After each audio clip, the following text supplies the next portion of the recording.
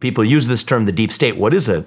The 4+ million federal bureaucrats who are actually writing the regulations that act like laws that bind the behaviors of businesses and people across this country who were never elected to do it in the first place. What's going on there? That's unconstitutional. That's why it's unrecognizable. We don't need an Article 5 convention to change the Constitution to address that real threat to liberty. What we really need to do is just apply the Constitution we already have. Well, first thing we need is term limits. And so, yeah, that's a great point. But if we do term limits, that's an amendment to the Constitution, correct? You know, I think that is an amendment to the Constitution, which was a high hurdle. Definitely, an amendment to the Constitution was a high hurdle to pass. But here's my way of at least getting the wheels greased, using the corruption against the corrupt system itself. So then I'm not going to be the next president, but if I were the next president, here's what I would do. The deal I would put up to Congress is, all right, here's term limits, 3 terms for Congress, 2 terms for the U.S. Senate. Most of them don't want to do it, not because it's a bad idea for the country, but because it's a bad idea for them individually. Mm-hmm. And so I don't love this deal, but here's how we would get it through at overwhelming majority levels, because there's bipartisan support for this. People across the country, Democrat and Republican, want term limits in Congress. Why isn't it happening? The people who have to vote on it, because it requires a constitutional amendment, requires passage in both houses and ratification by the states. The people who are going to vote for it, it's against their self-interest. So the deal I would make is this. We're going to have term limits, but if you pass it, it doesn't apply to you. The people who vote for it, that Congress, is grandfathered in. And any time one of those seats is replaced by somebody else who's voted in to take it, then it applies to them going forward. So they're binding the future without binding themselves. Now this is a wildly popular bipartisan policy. I think it would pass in an instant, even as a constitutional amendment. There's certain types of term limits that don't require a constitutional amendment.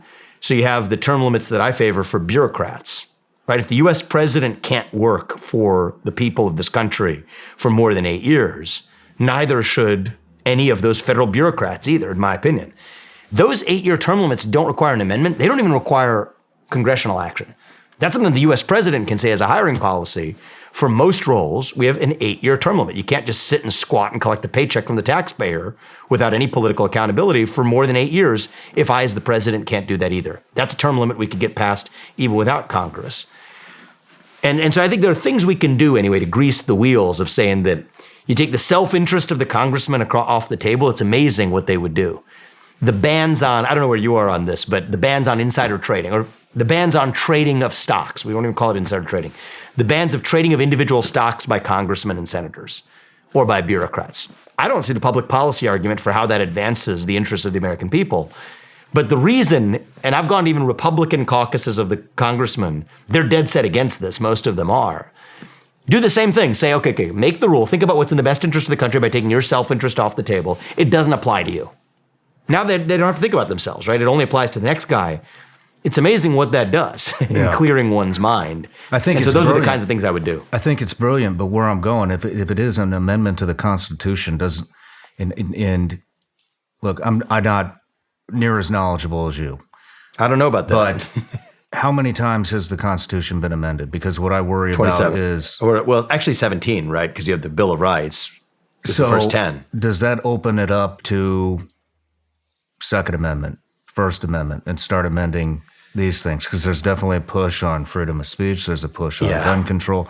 There's a push on all kinds of stuff. So there's 2 ways. I mean, this gets a little technical, but there's 2 ways to amend the Constitution. Okay, one is through congressional action, and then you take it to the states to ratify what Congress amends. I think that would not open up Pandora's box, because that requires the presentation of a very specific amendment, term limits for congressmen, that is codified. And what do we say through term limits? What are we saying to the people? That we believe in a culture of service. Public service is about serving the public, not yourself. That we believe in a culture where different people at different stages of their life say, I'm going to go into public service, I'm going to do my part, and then get the heck out of there and go back to productively living my life and contribute to this country in other ways. That's the kind of thing that qualifies as a constitutional amendment that could really unite and galvanize a civic spirit in this country and restore trust, to say that we're not sending a class of professional politicians acting like leeches, as they do today, on the taxpayers who fund them. That'd be the way to do it. There's a second way to amend the Constitution that some people favor, which I I'm actually sympathetic to it, to their motivations, but I don't think that we need to go there. And I don't think we're at a moment where we should go there right now, which is called an Article 5 convention of states. So that's where a certain number of states can, under Article 5 of the Constitution, call a whole convention. You think about the original Constitutional Convention was amending what the older system was, and that was what the Constitution came out of. You could do that again under Article 5 of the Constitution. There, and a lot of the opponents to the Article 5 convention worry about this, you're opening Pandora's box. You could just throw out the other amendments too and just come out with something totally new. I don't think we need to go there. I don't think that we've gotten to that point as a country yet. I think let's start with just electing the right person to lead the executive branch of the government, to actually use that authority to shut down the unconstitutional fourth branch of government. Right? The biggest constitutional breach in America today, all the threats to the Second Amendment, to the First Amendment, all of that, the Fourth Amendment, you take a look at the FISA reauthorization and everything else going on right now, a lot of that originates with the deep state. And people use this term, the deep state. What is it? It's the people who were never elected to run the government, the 4+ million federal bureaucrats, who are actually writing the regulations that act like laws that bind the behaviors of businesses and people across this country, who were never elected to do it in the first place, and who the Constitution doesn't even recognize as existing. See, if our founding fathers went and walked around the bureaucracies of Washington, D.C., they would find it unrecognizable. They would say, well, what's this? We set into motion a system where you have checks and balances between three branches of government. There's a legislative branch that makes the laws.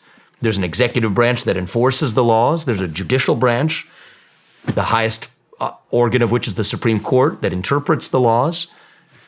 What's going on with all of these bureaucracies with 4 million plus people making most of the rules that bind people's lives that have zero accountability attached to them? What's going on there? That's unconstitutional. That's why it's unrecognizable. We don't need an Article 5 convention to change the Constitution to address that real threat to liberty. What we really need to do is just apply the Constitution we already have. Mm-hmm. And the sad part is leaders from both parties have utterly failed to do it. I mean, the administrative state, that's what we call the deep state, administrative state, the managerial class, the shadow government, whatever you want to call it, the people who we elected to run the government, they're not the ones running the government. It's this other class of people, the 4 million managerial bureaucrats. It's grown in influence under both political parties, right? Yeah. And I think that they're getting their wheels greased by Republicans and Democrats alike. That's what we need to do. I'm sympathetic to the people who say we need an Article 5 convention and we need to start the revolution again. Well, like you said, there's a risk you could just toss out the other amendments and go in the other direction. We don't need a new constitution. We could add a 28th Amendment to add term limits, and that's something I'm in favor of. But the real thing we need in this country is not a new constitution. We need to apply the Constitution that we already have. And that requires, and it starts with this president with the spine to do it. That's why I ran. That was I wouldn't say the sole premise, but that was the number one goal of my candidacy, was to get in there, use the current Supreme Court, which agrees with everything I've just told you, as the backstop to say we're shutting down the fourth branch of government, that we're going to fire millions, without exaggeration or hyperbole, millions of federal bureaucrats. The people who we elect to Congress, they may not all agree with me on everything, but at least it will be the people who we elect to run the government that are actually running the government. That was the core premise of my candidacy for U.S. president. And as I said, the people of this country in the Republican primary base went for a guy who they said is saying similar things, but has actually done a lot that we appreciate. So now I'm behind him. But I do think that that is the thing that we need to accomplish. And if there's something that I would push the next administration to do, above all else, shut down the deep state, and the rest of our problems become that much easier to solve. And I do think that that's doable without tossing the Constitution aside. No matter where you're watching Shawn Ryan Show from, if you get anything out of this, please like, comment, subscribe, and most importantly, share this everywhere you possibly can. And if you're feeling extra generous, please leave us a review on Apple and Spotify podcasts.